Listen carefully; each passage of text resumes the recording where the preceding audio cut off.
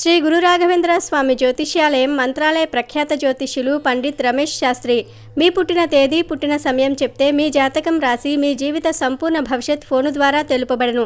Phone number 9036164617. Dasara లేదా విజయదశమి హిందువులకు ఎంతో ముఖ్యమైన పండుగ. ఆశ్వీజ శుద్ధ పాడ్యమి నుండి నవమి వరకు 9 రోజులు దేవీ నవరాత్రులు మరియు 10వ రోజు విజయదశమిని కలిపి దసరా అంటారు. అయితే విజయదశమి లోపు లేదా విజయదశమి రోజు ఈ పవిత్ర కథను విన్నా లేదా విని ఎవరికైనా చెప్పినా అనంతమైన ఫలితాలు కలుగుతాయి. కోరిన కోరికలు నెరవేరుతాయి. తెలిసి తెలియక చేసిన పాపాలు పోయి మీ దశ తిరిగిపోతుంది. అమ్మవారి ఆశీర్వాదం వలన సకల శుభాలు కలుగుతాయి.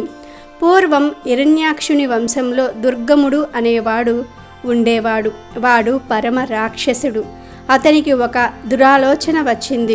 వేదాలను అపహరిస్తే వాటి బలంతో బ్రతుకుతున్న దేవతలు నశిస్తారని వెంటనే హిమాలయ పర్వతాలకు వెళ్ళి 1000 సంవత్సరాలు ఉగ్ర తపస్సు చేశాడు.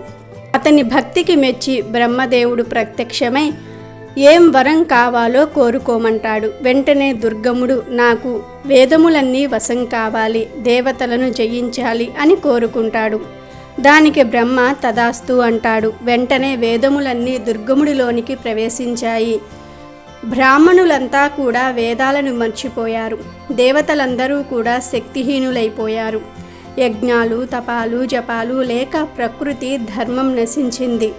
వానలు కురవలేదు, పంటలు పండలేదు. అనావృష్టి వలన పశుపక్షాదులు మనుషులు ప్రాణాలు వదిలారు.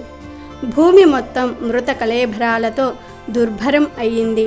ఆ సమయంలో దేవతలందరూ కూడా హిమవత్ పర్వతానికి వెళ్ళి ఆ పరాశక్తిని ప్రార్థించారు.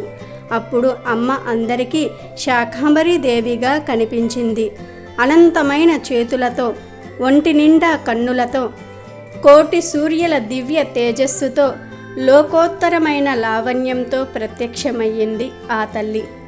ఆ తల్లి చేతులలో మధురమైన ఫలాలు, రకరకాల భోజన పదార్థాలు ఉన్నాయి. వాటిని ఈ సృష్టిలో ప్రాణులందరికీ కూడా ఇచ్చి ఆకలి తీర్చింది. ఆమె కన్నుల నుండి 9 రోజులు ఏకధారగా కారిన నీటితో నదులు చెరువులు జలంతో నిండిపోయాయి. జగత్తంతా చల్లబడింది. మళ్ళీ భూమండలమంతా కూడా అమ్మ కరుణతో పూర్వ వైభవంతో కలకలలాడింది. దీనికి కారణం శాకంబరీ దేవి అని దుర్గముడు గ్రహించాడు.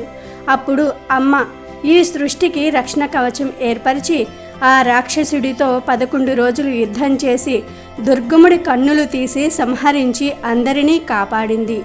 వేదములు మళ్ళీ తనలో నుండి ఆవిర్భావం అయ్యేటట్లు చేసింది. దేవతలకు వాటి రక్షణా కార్యం అప్పచెప్పింది. లోకంలో కరువును రూపుమాపింది. కాబట్టి ఆమె శాకంబరీ దేవిగా కీర్తింపబడింది.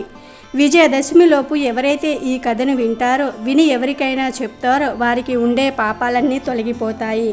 విజయదశమి రోజు జమ్మి ఆకులను ఒకరినొకరు ఇచ్చిపుచ్చుకుంటే బంగారం ఇచ్చిపుచ్చుకున్నంత పుణ్యం వస్తుంది.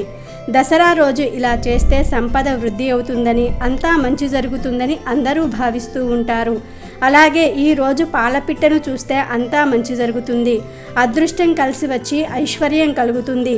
పాలపిట్టకు అంతటి ప్రాధాన్యతను పెద్దలు ఇచ్చారు. దసరాలోపు ఇప్పుడు మనం చెప్పుకున్న ఈ కథను వింటే జన్మ జన్మల పాపాలు పోయి అమ్మవారి అనుగ్రహం తప్పక కలుగుతుంది.